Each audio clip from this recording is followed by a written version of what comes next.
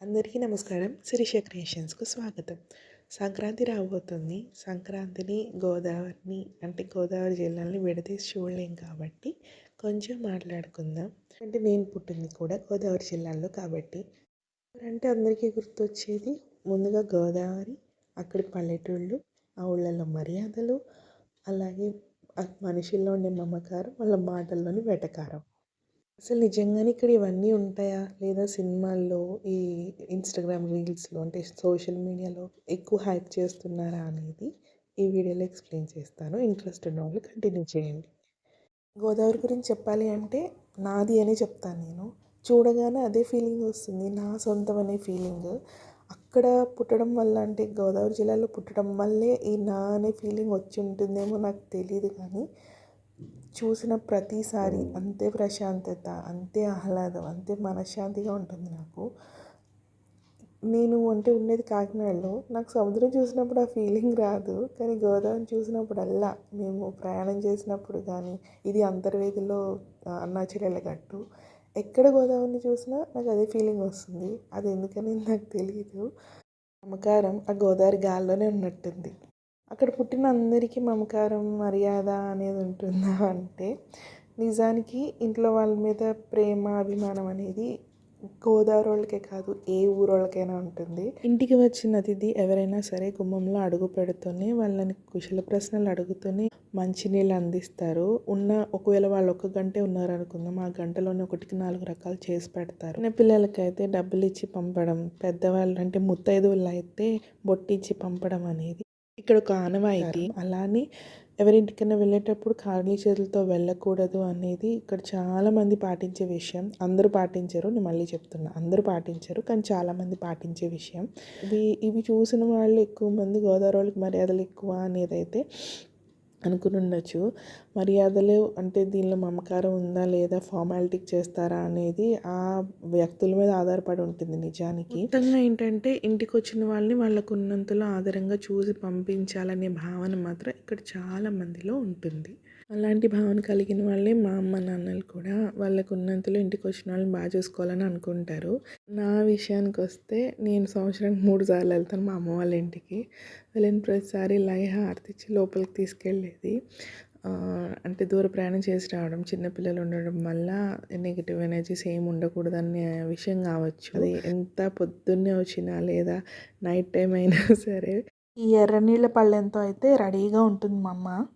ఇప్పుడనే కాదు, పిల్లలు చిన్నగా ఉన్నప్పుడు నలుగు దగ్గర నుంచి అరికాళ్ళ దిష్టి చుక్క వరకు బయటికి వెళ్తే కాలు ధూళి తీసి ఏ గాలి సోకకుండా బొట్టు పెడుతుంటారు. అది కానీ అన్నం తినిపించిన తర్వాత దిష్టి తిప్పడం, అలాగే బయట నుంచి వచ్చినప్పుడు లేదా పడుకునే ముందు దిగదుడి చేయడం అంటారు. దీన్ని దిష్టి తీయడమే అంటారు, దిగదుడుపు అని కూడా అంటారు.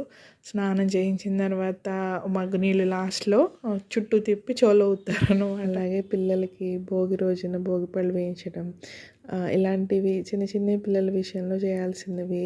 వాళ్ళకి మంచి జరిగే విషయాలు ఉన్నాయి అంటే అశ్రద్ధ చేయకుండా చేయాలని చూస్తూ ఉంటుంది. ఇవి అంటే నేను ఏదో వాళ్ళ కూతురు కాబట్టి ఇవన్నీ చేస్తుందని అనుకోవచ్చు. కానీ నాకే కాదు, ఇంటికి వచ్చిన ఎవరికైనా సరే ఏది తగ్గకుండా అవి పొద్దున టిఫిన్ దగ్గర నుంచి లంచ్ దగ్గర నుంచి స్నాక్స్ వరకు అన్నీ తెచ్చి పెట్టడానికి మా నాన్న కానీ, మా అమ్మ చేసి పెట్టడానికి మా అమ్మైనా కానీ ఇద్దరు అంతే. అంటే ఒకే మాట మీద అనుకుని ఉంటారు. ఒకళ్ళు వస్తే ఒకలాగా, ఒకళ్ళు వస్తే ఒకలాగా చూడాలని ఏమనుకోరు. వాళ్ళకు ఉన్నంతలో మంచిగా చూసి పంపించాలి అని అనుకుంటారు ఇద్దరు కూడా. సో ఇక్కడ చూపించేవన్నీ మేము వెళ్ళినప్పుడల్లా మా నాన్న సాయంత్రం తెచ్చే స్నాక్స్ కానీ, అలాగే మా అమ్మ ప్రిపేర్ చేసే ఫుడ్ కానీ మీకు షేర్ చేస్తున్నాను. ఇది నేను లాస్ట్ ఇయర్ మాత్రం వీడియో షూట్ చేసినవి. అంతకుముందు సంవత్సరాలు కూడా నేను చేసుంటే ఎంత మంచి కంటెంట్ అయ్యేదో అసలు. మా అమ్మ ఫుడ్ చాలా బాగా చేస్తారు, అంటే వంటలు చాలా బాగా చేస్తుంది.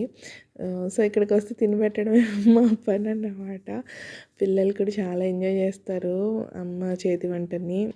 ఇదంతా ఎందుకు చెప్తున్నాను అంటే, ఏమీ లేని రోజుల్లో అయినా ఇలా నచ్చింది, కోరింది చేసి పెట్టగలుగుతున్న ఈ రోజుల్లో అయినా నేను అప్పుడు ఇప్పుడు అంతే సంతోషంగా ఉన్నానంటే కారణం మాత్రం వాళ్ళ మమకారమే.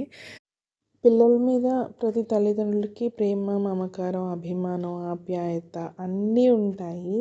ఆహ్, అంటే వాళ్ళకి నచ్చింది కొనివ్వగలగడమే ప్రేమ అనుకోవడం తప్పు.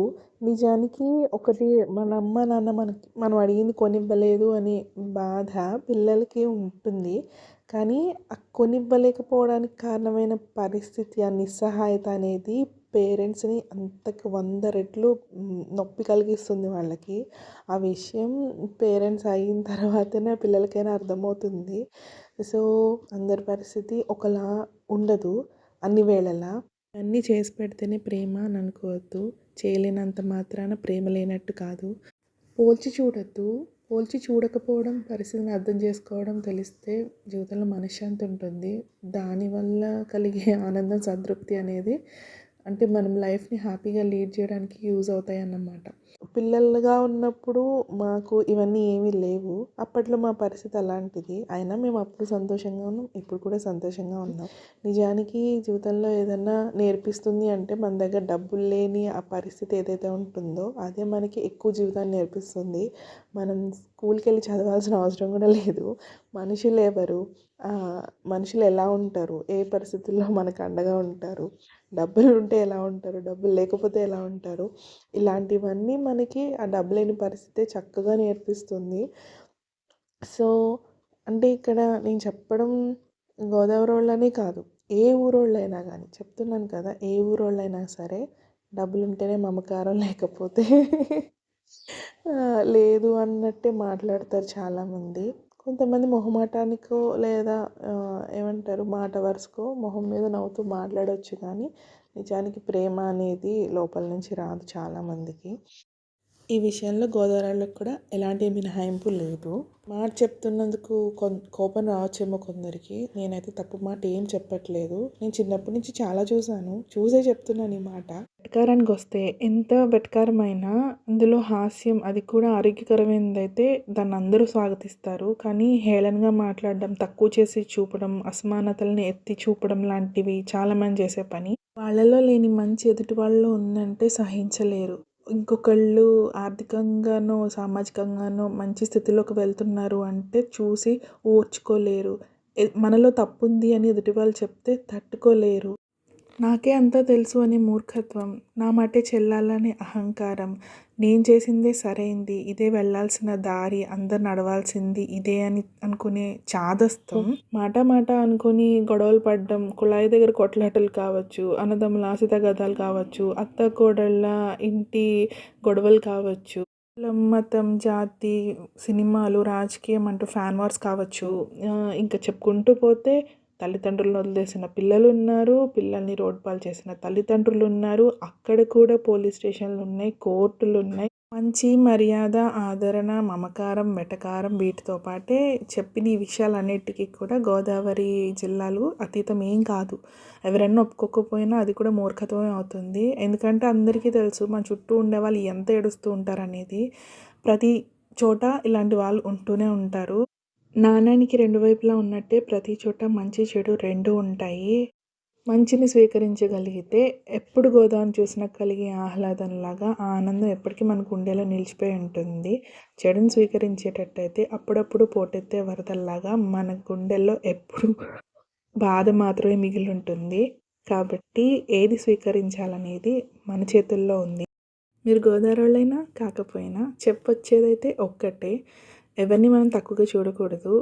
ఎవరిని కావాలని ఉద్దేశపూర్వకంగా అయితే బాధ పెట్టకూడదు.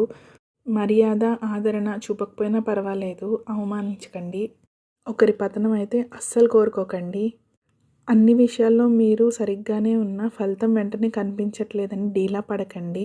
మీరు మంచే చేస్తున్నా, అందరి మంచి కోరుకుంటున్నా, అందరిలోని మంచే వెతుకుతున్నా కూడా మీకు చెడు జరగాలని ఎదుటి వాళ్ళు అనుకుంటున్నా సరే, భయపడో, బాధపడో మీ పద్ధతి మాత్రం మార్చుకోకండి. మనశ్శాంతి అనేది అందరూ పొందలేని విషయం. అది మీ దగ్గర ఉంది అంటేనే మీకు అన్నీ ఉన్నట్టు. ఆ విషయం మర్చిపోకుండా అడుగైతే ముందుకు వేస్తూ ఉండండి. ఇంతకీ సోషల్ మీడియాలో, సినిమాల్లో చూపించినట్టు గోదావరి ఉంటుందా లేదా అంటే ఖచ్చితంగా ఉంటుంది. ఎందుకంటే ఆ చూపించిన కళ్ళన్నీ కూడా మంచిని చూశాయి. మంచిని చూసే కళ్ళకి ఎక్కడైనా ఏ చోటైనా మంచి కనబడుతుంది. నాకు కూడా నా గోదావరి ఎప్పుడు మంచిగానే కనిపిస్తుంది. చూసే వాళ్ళ దృష్టికోణం తప్పుగా ఉంటే దానికి ఎదుటి వాళ్ళు ఏమీ చేయలేరు. సంక్రాంతి అంటేనే మంచి మార్పు. ఈ సంక్రాంతి కాకపోయినా ఏదో ఒక సంక్రాంతి అలాంటి వాళ్ళందరిలో మార్పు తీసుకురావాలని కోరుకుంటున్నాను. ఈలోపు అలాంటి వాళ్ళ చెడు దృష్టి, వాళ్ళ ఏడుపు మీ మీద పడకూడదు, మీకు తగలకూడదని కోరుకుంటూ సంక్రాంతి శుభాకాంక్షలు.